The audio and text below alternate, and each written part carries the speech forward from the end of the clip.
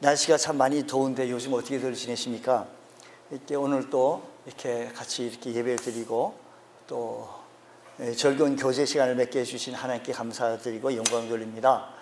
우리가 17일부터 작년부 수련회를 계획하고 있는데 회비가 7만 원인데요. 14일까지, 그러니까 오늘 며칠이죠? 9일이잖아요. 이번 주 목요일까지 돈이 납부되면 7만 원이지만 그거 하루만 넘어가면 7만 5천 원을 받아요. 7만 5천 원을 받아요. 그러니까 여러분들이 결정하시고 같이 좀 이렇게 좀 가실 때 가시면 꼭 은혜를 받게 되어집니다. 그러니까 좀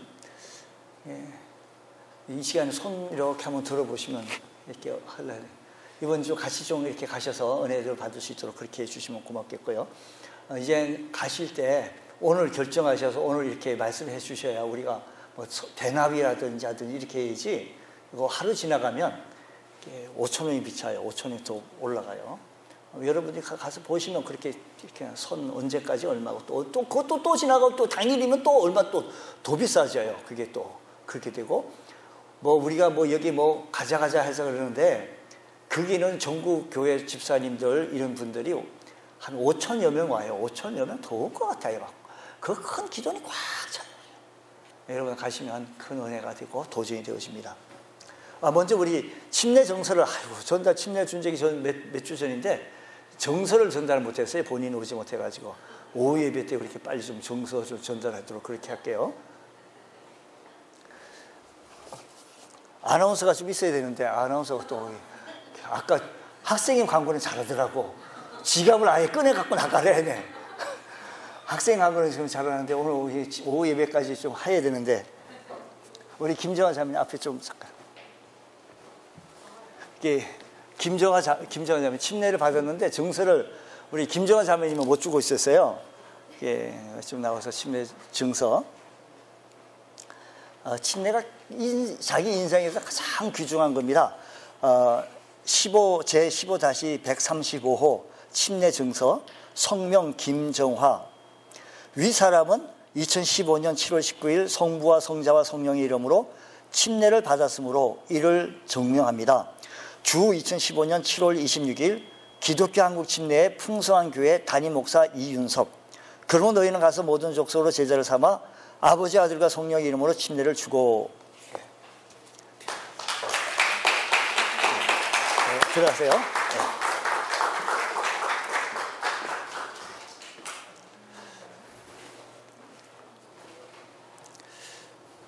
우리 신앙생활에 있어서요, 침례는 무척 소중합니다. 여러분들이 침례를 뭐 정서도 잘 보관하라고 지금은 이렇게 케이스를 아주 훌륭한 것으로 만들어서 제작해서 만들어 드리는데 여러분 인생살이에서 평생은 그 침례 정서를 한번 꺼내볼 때가 있어요. 단언컨대 어떤 분은 학교를 가려고 하면 또 취직을 하려고 하면 기독교 단체 같은 경우는 꼭 침례 정서를 요구해요. 침례 정서, 침례 증명서를 요구해요. 그리고 본인이 무슨 뭐 안수 집사나 또 장로나 뭐 이런 이렇게 큰 예식 하나님 앞에 할 때 첨부되어져야 할 서류 제1순위가 침례 정서예요. 그건 그렇기 때문에 이 침례를 정서를 아주 소중히 여겨야 하는 겁니다. 여러분 혹시 가지고 계신 분 있으세요? 내가 10년 전에 받았는데 아직까지 잘 보관하시고 계시고 있죠? 잘 보관하고 계셔야 돼. 잘. 침례 정서 참 소중합니다. 언제쯤 받았느냐 물을 때도 그것 좀 정확하게 좀 얘기 좀 해요. 침례 정서는 참 소중한 겁니다. 구원받은 것을 내적인 표시이기도 하지만 또 침례받은 모습은 외적인 표시이기도 해요. 물론 침례를 받음으로 말미암아 내가 구원받은 건 아니에요. 이미 구원받은 사람이 우리 구주 예수 그리스도를 구주와 주님으로 고백한 다음에 침례받는 게 맞아요. 그러나 외적인 표시이기도 해요. 그러니까 우리 첫 번째 순종의 표시가 침례이다라는 것입니다.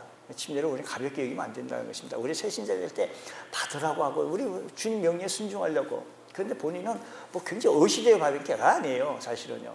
이 말씀 오늘 말씀 속에서도요.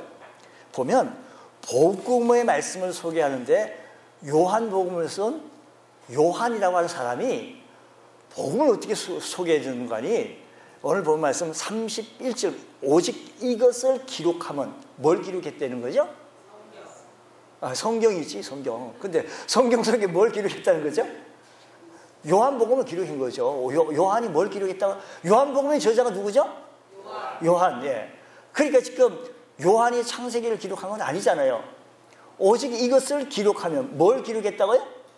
요한복음을 기록한 거죠. 이것을 기록하면 너희로 예수께서 하나님의 아들 그리스도이심을 믿게. 그러니까 이거 요한복음을 기록한 것은 우리들로 하여금, 또 우리들이라고 한다면 나 빼고 넌 줄 아는데 여러분 자신들, 여러분 나 자신으로 하여금 예수님께서 누구라고? 하나님의 아들 그리스도이심을 믿게 하려고 하는 거예요. 이것을 기록한 것은. 요한복음을 기록한 목적이 바로 그거예요. 좀 이렇게 좀 머리에 좀 기록을 잘 해줬으면 좋겠어요. 아주 좋은 말씀이에요. 오직 이것을 기록하면 너희로 하여금 예수님이 뭐예요? 하나님의 아들 그리스도이심을 믿게 하는 거예요. 여러분 구원자라고 한다면요, 우리와 똑같으면 되겠어요?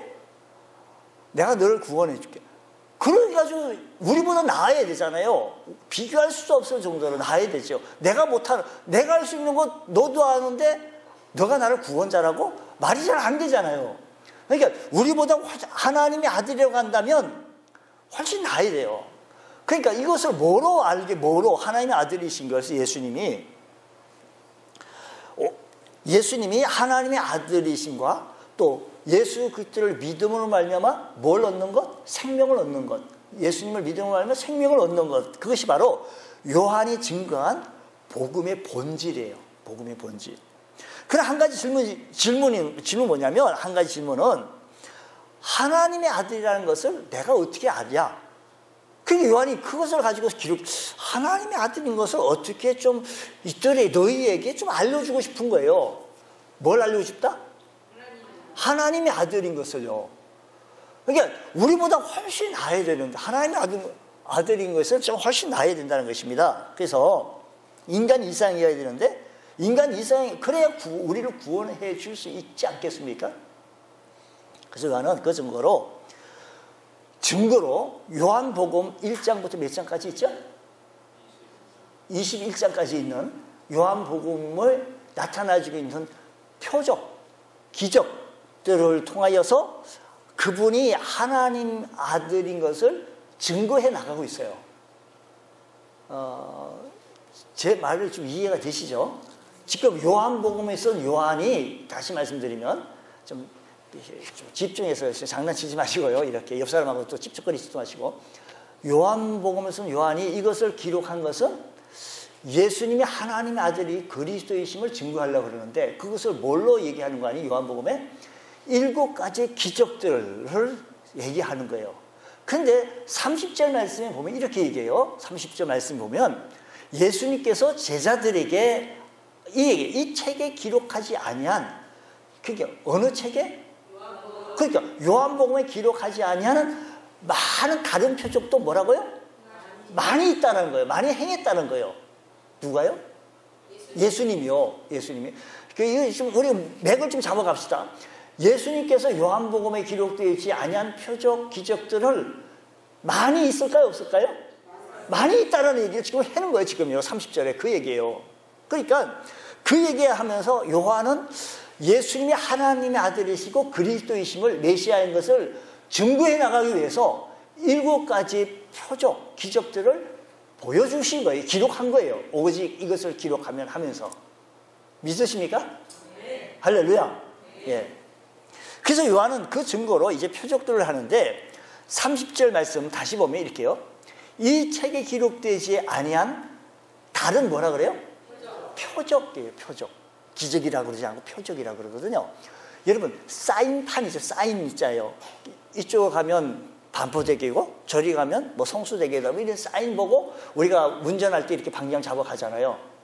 우리가 또 보도할 때, 보행할 때 이쪽으로 가면 신촌이고 저쪽으로 가면 마포다. 뭐 이러면 그거 보고 신촌 노타리로 갈 것 같으면 신촌, 그렇게 방향 잡지 않겠어요? 예. 신촌, 이쪽으로 방향 표시해놓고 이쪽으로 신촌 써있고 이쪽으로 마포 써있는데 그게 마포요? 그게 신촌이요? 는 아니잖아요. 표지지요. 사인이지. 오늘 주님께서 이런 표적을 한 것이 그게 주님이요? 예수님이 그 하나님의 아들의 사인이라는 거예요. 사인. 하나의 표적이다라는 것입니다. 그래서 이거 말고 다른 표적들도 많이 있는데 이것을 기록한 것은 그가 하나님의 아들 되심을 증거하려고 하는 거예요. 그래서 요한이 증거한 복음이 다시 듣는 복음에서 하나님의 아들 되심을 증거하기 이루어진 것이다, 이 말씀인 것입니다. 자, 그러면 우리 자세히 한번 좀 살펴보겠습니다. 먼저 요한복음에는 이렇게 해요. 다른 복음서 같지 않고 이것은 첫 번째 표적이다, 이것은 두 번째 표적이다 라고 얘기했어요. 첫 번째 표적이 뭘까요? 가나 혼인잔치에서 뭐라고요? 물을 포도주로 변한 거예요. 물이 어떻게 해요? 포도주로 변하게 되어졌다는 것입니다. 이것은 예수님만이 우리 인생의 질적인 변화를 시켜줄 수 있는 유일한 하나님의 아들 구세주이신 것을 증거해 나가고 있다는 것입니다. 그래서 바울은 그런즉 누구든지 그리스도 예수 안에 있으면 새로운 피조물이라, 이전 것을 지나갔으니 보라 새 것이 되었다라고 말합니다. 이게 뭐냐면 새로운, 질적 새로운, 예수 그리스도를 곧 구주로 만나는 순간 우리에게 일어난 질적 새로운 변화가 일어나는데, 예수님께서 물이 변하여 포도주가 되어졌다, 이 질적 변화잖아요. 질적 변화. 그것은 예수를 믿음으로 말미암아 우리도 질적인 변화를 할 수가 있고, 이 질적인 변화는 하나님의 아들이신 예수 그리스도만 하실 수 있는, 사람이 할 수 있는 것이 아니라 하나님의 아들만이 하실 수 있는 유일한 능력이다 라는 것입니다. 두 번째 기적이 뭐냐면, 두 번째 기적을 뭐라고, 첫 번째 기적은 유명해서 너무나도 잘 알아요. 두 번째 기적은 혹시 아시는 분 있어요? 왕의 신하 아들이 병들어 죽게 되었을 때 고치는 기적이에요. 왕의 신하 아들. 그래서 요한복음 첫 번째 기적은 2장에 있고 두 번째 기적은 요한복음 4장에 있는데, 이것은 예수님께서 유대의 갈릴리로 오신 후 행하신 두 번째 표적인이라고 했어요. 기적이라 그래, 표적인이라. 여기 기적이 표적이라고 하는 것은 갈릴리 가나에 계신 예수님께서 왕의 신하가 와서 자기 아들이 죽어갖고 있으니 고쳐달라는 겁니다. 근데 그의 아들은 가버나움이라는 곳하고 예수님이 계신 곳하고 걸어서 반나절 이상 가는 거리예요. 반나절 이상. 하루 반나절 이상. 아니, 하루 종일 가야 되는 그런, 예전에는 요즘처럼 무슨 뭐 급하면 빨리 차를 빼고 막 그렇게 가자. 근데 그런 시스템이 아니에요. 어떻다고요? 거리가 있다라는 것입니다. 거리가 있다. 그런 거리에 아픈 아들이 있는 곳으로 예수님이 좀 가셔서 좀 고쳐주십시오 라고 하는 것이 왕의 신하의 요청이에요. 자기 아들이 병들어 죽게 되었으니까 좀 당신이 좀 선생님 가셔서 고쳐달라. 근데 우리 주님께서 내가 갈 것 없죠. 이렇게 가라. 내 아들이 살았다 라는 거예요. 그 아들 이 말을 듣고 가는데 그 밑에 있는 종들을 만나게 됐을 때 언제 살았냐 했죠. 예수님께서 말씀하신 그 시간대하고 맞는 거예요. 그러니까 주님은, 하나님의 아들이신 예수님은 시간, 공간을 초월하시는 능력이 하나님의 아들이신 것을 믿으시기 바랍니다. 공간과 거리를 초월하여 일하시는 분. 그렇다고 한다면 여러분의 남편이, 여러분의 자녀가, 여러분의 그 누구가 멀리 떨어져 있는 그분을 향하여 지금 여기서 미국에 가 있는 아들이 있다라고 하면 그분을, 미국에 있는 그 아들을 향하여 지금 여기서 기도하면 우리 하나님은 아이고 너무 멀다, 미국까지 내가 언제 갔다 오냐 라고 하시는 하나님이 아니고 공간을, 거리를 초월하신 하나님이니 그 기도의 소리를 들으시고 응답해 주시는 하나님이신 줄 믿으십니까? 할렐루야. 군대 간 아들이 있다라고 한다면 군대 간 아들을 위하여 우리가 기도를 하면 하나님께서 그 기도를 들으실 수 있을까요? 없을까요? 있다라는 것입니다. 거리를 초월하신 하나님, 능력이 하나님이신 것을 믿으시기 바랍니다. 초월하여 일하시는 분이시다라는 거죠. 세 번째는요, 베데스다에 연못에서 38년 되어진 병자를 고치신 사건이 있어요. 몇 년요? 요게 참 중요해요. 38년에 왜 성경에는요 쓸데없는 단어 한마디, 한 글자 한자도 없어요. 이게 38년이라고 말은 뭐냐면 이스라엘 백성이 광야를 헤맨 기간이 모두 몇 년인지 아세요? 40년이에요. 이스라엘 백성이 광야에서 몇 년간 방황했죠? 40년. 근데 40년 가운데서 신명기에서 말씀 보면 가데스 바나에서 세렛강에 이르기까지의 기간이 38년이에요. 그러니까 40년 가운데 38년이라고 하는 이 기간은 가장 어려웠던 기간, 가장 힘들었던 기간, 모든 것을 포기하고 싶은 기간이 38년이라는 겁니다. 그런데 베데스다 연못에서 환자가 있는데 38년이라는 거예요. 38년 동안 이 병을 앓고 있으니 아마도 38년 동안 아마 포기하고 살았는데, 내 병 낫는다는 것은 포기했는지도 몰라요. 너무 가장 힘든 시간이에요. 그러니까 주님께서 이렇게 오랜 줄 아시고 이르시되 네가 낫고자 하느냐? 아니, 낫고자 싶은 마음은 벌써 다 포기한 상태예요. 근데 네가 낫고자 하냐? 낫고자 하는 의지가 있느냐? 그 의지가 살아났습니다. 예, 낫고 싶습니다. 뻘떡 일어났습니다. 예수님께서 일어나 내 자리를 들고 가라! 라고 하니까 그 38년 된 환자가 일어났을까요? 못 일어났을까요? 일어났다고요. 그걸 어떻게 알아요? 보셨어요? 성경이 있다는 게요. 성경 누구의 말씀? 하나님 말씀이 그렇게 기록이 되어 있어요. 여기 보세요. 그러고 보면 38년이 예수님의 능력은, 하나님 아들 되신 것은 하나님 아들만이 하실 수 있는 38년이라고 하는 시간이 문제가 되는 게 아니다. 시간을 초월하여서 예수님의 신적인 속성을, 하나님의 속성을 나타내 보이시는 주님이시다라는 것입니다. 그가 하나님이셔요. 우리의 문제가 얼마나 오랬냐, 얼마나 골마 터졌냐, 이게 문제가 되는 것이 아니고, 주님 앞에 나오게 되어지면 그분은 우리를 구원하시는데 오래됐냐 길게 됐냐 이런 게 중요한 것이 아니라 우리가 주님 앞에 나오느냐 안 나오느냐, 이게 참 중요해요. 하나님의 아들이신 그분 앞에 우리의 모든 것을 내려놓을 수 있느냐 없느냐, 이게 중요한 거예요. 38년이라는 그 기간은 가장 힘든 시간, 가장 어려운 시간, 포기하고 싶었던, 낙심되었던 그 시간에 하나님께서 이 모든 시간까지 총망라해서 일하시는 하나님이신 줄, 주님이신 줄 믿으시기 바랍니다. 그분이 하나님의 아들이에요. 그분이 주의 능력이라는 것입니다. 또 성경에 이건 너무 유명한 사건이에요.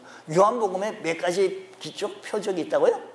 7가지 있는데 네 번째는요 보리또 5개와 물고기 2마리로 어떻게 했죠?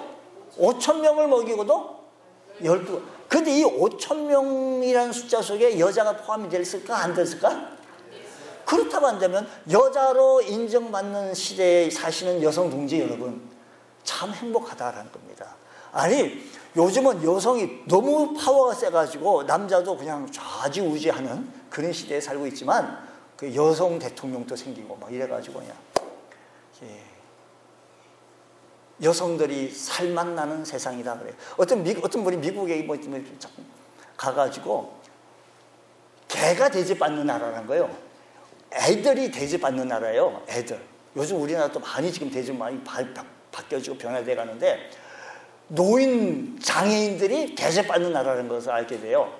야, 여기가 이렇게 좋은 나라구나 뭐 이렇게 얘기하는데, 좀 선진국에서도 물론 길을 가던 차들이 아이들 유치원 이렇게 통학버스 지나가면 모든 양쪽 저쪽 건너편에 있는 차도 서요. 다 서요. 다 스탑. 그러니까 얼마나 애들이 막 뛰어다녀도 괜찮아. 만약에 그거 어기면 굉장한 스티커를 먹죠.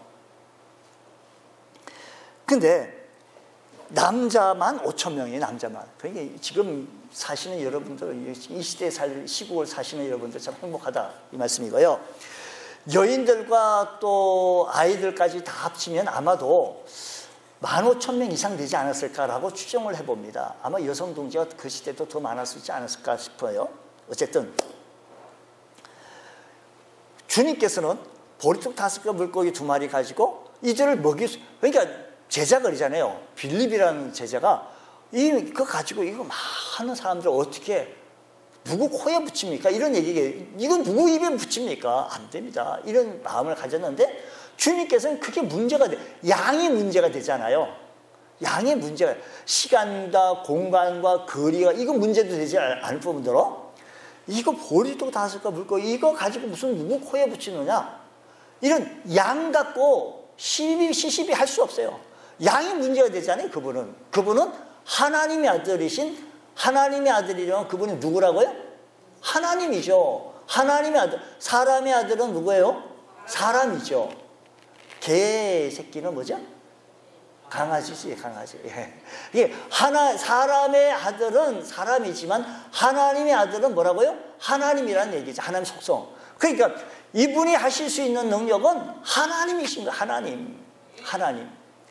양이 문제가 돼요. 그 많은 사람들 다 먹이고도 12광주에 남았다라고 하는 것은 문제의 해답은 그분이 계시냐, 개입하시냐, 안 하시느냐는 것입니다. 인생의 문제에 양을 초월하셔서 일하시는 기적의 예수님의 신성을 만날 수가 있다는 것을 요한복음을 쓴 요한인 기자가 그는 하나님의 아들이신 것을 증거하고 있는 겁니다. 지금 오병이어의 기적을 왜 했을까요? 하나님의 아들이신 것을 증거하려고 그래요. 베데스다에 38년 되어진 병자를 고치시는 것, 왜 그것을 기록해? 이거 말고도 많다고 전제했어요. 30절에. 그렇지 않아요?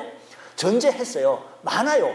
근데 요것만 이렇게 골라서 추린 것은 뭐냐면 그분이 신성되심을 얘기해 주는 거예요. 신성되심을. 할렐루야. 유대인은 사람들에게 절을 하지 않습니다. 하나님께만 경배하는 것입니다. 그러니까 그 오병이어의 사건을 통해서 그들은 주님 앞에 경배할 수밖에 없어요. 사람에게 절을 안 해요. 또한 5번째 기적은 파도와 바람을 잔잔케 하신 기적이 요한복음 6장 16절 이하에 있어요. 21절까지 말씀이 있는데 제자들이 갈릴리를 받아서 배를 타고 건너가 배를 타고 가는 그 과정 속에서 그날따라 웬일인지 바람이 불고 풍랑이 치고 파도가 치고 사투를 하는데도 헤어날 길이 없는 거예요. 절망 속에 빠지는 순간 예수님이 나타나셔서 유령인 줄 알았더니 그분이 예수님이라 배에 영접하게 되어지고 예수님께서 바람아 멈춰라라고 하니까 바람이 잔잔하게 되어지고 파도도 그 광풍도 잔잔하게 되어진 거예요. 그분은 과연 누굴까요? 제자들은 그날 예수님이 파도와 바람을 다스리는 자연의 주인이심을 만나게 된 거예요. 자연의 주님이신 것을 제자들이 알게 되자 그 예수님 선생님하고 조금 전까지 막 먹었는지는 모르겠어요. 성경에는 문자적으로 조금 막 먹었다, 조금 막 먹었다 이런 말은 없지만 아마 조금 느슨했는지 몰라요. 근데 파도와 풍랑과 광풍을 다 잔잔케 해주신 그 주님을 바라보고 제자들 모두가 다 엎드렸다는 거예요. 경배했다는 거예요. 말씀드린 유대인들은 사람들에게 절대 엎드리지 않습니다. 왜? 하나님을 경배드렸다는 것입니다. 당신은 하나님의 아들입니다. 이 사건을 통해서 당신은 하나님의 아들이라고 그들은 고백을 하게 되어진 것입니다. 그들은 그날 예수님을 하나님으로 만나게 되어진 것입니다. 요한복음을 쓴 요한이 그걸 기록하게 되어진 거예요. 예수님은 하나님의 아들이시고 예수님의 신성을 기록하게 되어지면서 그는 그리스도이다고 메시아고 그걸 설명하고 있는 거예요. 요한이 전한 복음이에요. 요한이 말한 복음이라는 것입니다. 또 나면서 맹인된 사람을 고치신 기적이 있어요. 6번째 기적이죠. 6번째 기적인데 나면서 앞을 보지 못한 사람들을 둘러싼 제자들이 질문합니다. 예수 선생님, 이 사람이 앞을 보지 못하는데 이 사람 죄 때문입니까? 이 부모의 죄 때문입니까? 라고 묘하게 질문. 그 질문 속에 좀 묘한 의미가 있어요. 그게 뭐냐면 이 질문 속에 편견을 가지고 있는데 어느 쪽이든 운명론적이고 인과론적에 근거한 것인데 예수님의 대답은요 전혀 기대와 다르게 대답합니다. 예수께서 말씀하시기를 이 사람이나 그 부모의 죄로 인한 것이 아니라 이 사람을 통해서 하나님의 영광을 나타내게 한다는 거예요. 그러니까 그들은 하나님의 계획이 있다는 것입니다. 그러면서 흙을 이겨가다가 그 사람의 눈에 바르시고 실로암 가서 시쳐라라고 하니까 앞을 보게 되어진 겁니다. 이 사건을 통해서 어느 한 신학자는 주석가는 이렇게 설명을 합니다. 진흙을 바르게 하신 것은 인간의 본래 재질이 흙인데 흙으로 빚으신 그가 바로 창조주이심을 보여주는 사건이 바로 맹인의 눈을 뜨게 되는 사건이다라고 설명한 것입니다. 그는 이 사건을 통해서 뭘 우리에게 말씀하고 싶은 거 아니? 그분은 창조주이시다라는 것입니다. 오늘도 창조주 되신 그 하나님의 아들, 그 하나님의 아들이 본질을 설명하고 있는 이 시간에 하나님의 아들만이 나를 구원하실 수 있어요. 사람이 못 구해요. 구원해요. 우리가 허물과 죄로 죽었던 우리들인데 지옥 형벌 면치 못하게 되어졌는데 우리를 구원할 자가 누구예요? 예수님. 그래서 그분은 내가 곧 길이요 진리요 생명이니 나로 말미암지 않고는 아무도 하나님 앞에 아버지께 갈 자가 있다 없다? 없다라고 했어요. 그분을 우리가 오늘 시간에 아주 오전 시간에 예배를 통해 찬양하고 경배를 드렸고 그분 만나서 우리가 평생 동행하는 사람 만나는 것도 아니고 목사 만나는 것도 아니고요. 오늘 이 예배를 통해 살아계신 하나님을 만나실 수 있는 여러분 되셔서 우리 교회 성도들 저 기도 제목이 이래요. 우리 교회 온 성도들이 직장 가서 사회에 가서 가정에서 인정받고 사랑받고 존경받고 신뢰받는 그런 성도가 되어지기를 원합니다. 우리 교회 아멘 좀 할 줄 알았어. 아멘 좀 그렇게 원하지 않아요? 목사만 그렇게 원하시고 여러분 안 원하십니까? 다시 한번 우리 교회 제 목사의 간절한 기도의 제목이 있다라고 한다면 우리 교회 출입하는 온 성들이 어디 갔든지 직장에 갔든지 사회 갔든지 가정에 갔든지 사랑받고 존경받고 아멘 할 때까지 해야지. 사랑받고 존경받고 인정받고 신뢰받고 할렐루야. 아이고, 아버지는 아들 놓고 기도하기를 의사되게 기도하려고, 엄마는 아들 놓고 기도하는데 판사되게 기도하려고 그러고, 이 아이들은 기도할 때 과학자가 되게 기도하려고 그러면 하나님이 뭘 들어주셔야 되죠? 헷갈릴 것 같아. 목사는 그렇게 기도하는데 저건 나하고 별 상관없는 건데 마치 얼음판에 미끄러진 소가 눈을 뻑뻑 하는 것처럼 그렇게 쳐다만 보고 계신다면 목사가 혼자 뭐 한 거예요 지금? 여러분이 어디 가든지 사랑받고 존경받고 신뢰받고 인정받을 수 있는 하나님의 사람 되기를 원해요. 할렐루야. 이런 믿음의 사람이 되어지길 원한다는 것입니다. 그 다음 몇 번째 기적이 하다 보니까 몇 번째 기적까지 한 줄, 예? 7번째 기적이 남았습니다. 이제 6번째. 7번째 기적에서는 죽은 나사로를 살리신 기적이에요. 죽은 나사로를 살리신. 죽음은 사람에게 있어서 누구나 다 피할 수 없는 것이 죽음이에요. 죽음이 두려워요. 그래서 뭐라고 해요? 살려만 달라고 그래요. 죽음은 두려웠어요. 예수님이 이 땅에 계실 때 사랑하는 제자였던 나사로가 병을 얻게 되어 죽게 되었습니다. 죽었습니다. 성경에 보면요, 그 나사로를 보고 뭐라고 얘기하는 거니? 사랑하는 자가 병들었나이다. 그렇게 해요. 문자죠 그대로요. 사랑하는 자 누구를 얘기하는 거 아니에요? 나사로를 얘기하는 거거든요. 뭐가 죽게 됐다고요? 사랑하는 자가 병들었다는 거예요. 여러분 보세요. 하나님 예수님께서 사랑하는 자도 병들 수 있어요 없어요? 있다는 거예요. 있다는 거예요. 어떤 목사님이 병들어가지고 벽사님이 이런, 근데 목사도 병들 수 있어요 없어요? 있다는 거죠. 나사로도 병들었으니까 사랑하는 친구. 하나님이 사랑하는 사람도 병들 수 있다는, 주께서 사랑하는 자들도 병들고 죽습니다. 빨리 가서 고치지 않으신다면 어떻게 하겠습니까? 라고 다그쳤는데 우리 주님께서는 빨리 가지 않았어요. 지금 죽게 됐는데도 우리 주님 빨리 가서 고치셔야 돼, 살려야 되는데 안 했어요. 왜 그랬을까요? 죽기를 기다리신 거예요. 가다가 또 다른 데 좀 돌리고 막 이러시는 거예요. 뭐 지체하시는 거예요 예수님이. 왜 그랬을까요? 그거 나사로 죽기를 기다리신 거예요. 만일 죽음이 인생의 마지막 사건이라고 한다면 복음은 없습니다. 제가 지금 오후 예배 때 무슨 말씀을 증거하는 거니? 다시 듣는 우리 이 복음을 다 한번 들었어요. 한 챕터 7가지 계절 속에서 한 가지 한 줄까지 다 들었던 얘기예요. 그런데 예수님께서 나사로 무덤 앞에서 복음을 선포합니다. 죽음 앞에 해답은 부활입니다. 죽음 앞에 해답이 살아나는 거지. 다른 거 뭐 있겠어요? 돈이 필요하겠습니까? 죽음 앞에 해답은 부활하는 겁니다. 부활하는 거. 그래서 예수님께서 나는 부활이요 생명이니 나를 믿는 자는 죽어도 살겠고, 할렐루야. 확신하세요. 기억하세요. 나는 부활이요 생명이니 나를 믿는 자는 죽어도 살겠고 말이에요. 그러면서 무덤 속에 들어가 죽은 지 나흘이 된 그를 향하여 명하기를 나사로야 나오너라, 나사로야 나오너라 라고 했을 때 그가 무덤 속에서 펑충펑충 나오게 되어진 걸 여러분 믿으시기 바랍니다. 이 사건은 역사의 마지막에 있을 부활의 사건을 예표하고 있는 겁니다. 증언하고 있는 것입니다. 예수가 바로 죽은 자들의 부활의 주가 되심을 보여주는 표적이에요. 부활이 죽음의 해답입니다. 여러분, 우리에게 죽음이 끝이 아니라는 것은 우리에게 뭐가 있다? 부활이 있다는 것입니다. 좀 용감하게 좀 대답해요. 우리에게 뭐가 있다? 부활이 있다는 것입니다. 그렇습니다. 요한이 전하는 복음은 바로 이 예수가 하나님의 아들이신 것을 보여주었고, 질적인 변화이시고 공간과 시간과 거리를 초월하시고 양이 적고 많음을 초월하시고 어떤 상황도 어떤 조건도 운명을 초월하시고 마침내 죽음을 이기시고 죽음을 부활로 바꾸신 분이 하나님의 아들이신 예수님이시다. 할렐루야. 그분이 우리 주님이 되셨다면 여러분 무엇이 두렵겠습니까?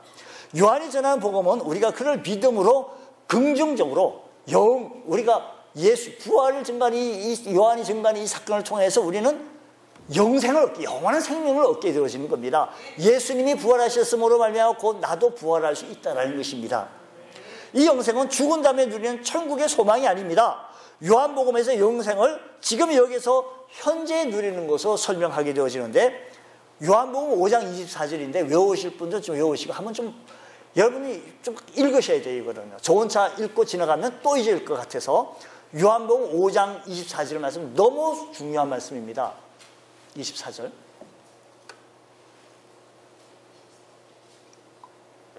자, 시작. 내가 진실로 너에게 이르노니 네 듣고 또 나보시를 믿는 자는 영생을 얻었고 심판에 이르지 아니하나니 사망에서 생명으로 옮겼느니라. 너무 소중해요. 안 하신 분 있어? 두 사람이 있으신 것 같으네. 다시 한번요. 시작. 내가 진실로 너에게 이르노니 내 말을 듣고 또 나 보내신 이를 믿는 자는 영생을 얻었고 심판에 이르지 아니하나니 사망에서 생명으로 옮겼느니라. 할렐루야. 여러분, 믿는 자는 영생을 가진 거예요. 말씀 잘 보세요.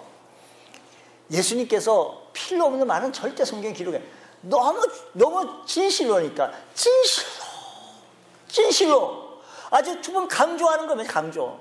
강조하시면서 내 말을 듣고 또 나 보내신 이를 믿는 자는 영생을 얻었다는 거예요. 영생. 여러분 영생을 얻었습니까?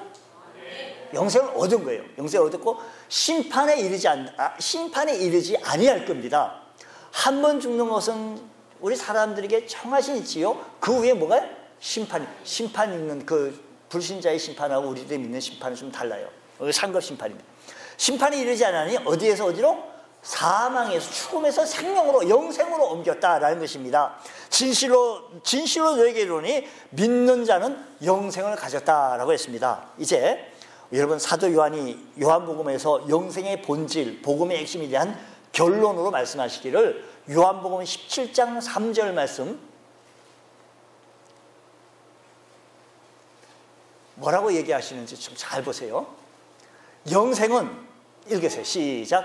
영생은 곧 유일하신 참 하나님과 그가 보내신 자 예수 그리스도를 아는 거래요. 뭐가요? 영생이 그렇다는 거예요. 근데 끝에 뭐 어떻게 하는 거다? 아는 거라고. 여기 아는 것은요, 알다, 야다라고 하는 이 말은요, 경험적인 알매예요. 부부 관계 속에서 일어나는 경험적인 경험을 아는 것. 그러니까 영생이란 하나님과 예수님을 경험하는 것.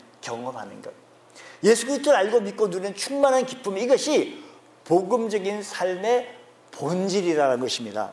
주께서 오신 것은 우리에게 영생을 주시기 위해서 오셨는 줄 믿으시기 바랍니다. 주님께서 오늘 이 시간에 우리가 꼭 기억하고, 주님께서 오신 것은 영생, 내게. 누구에게? 나에게. 누구에게?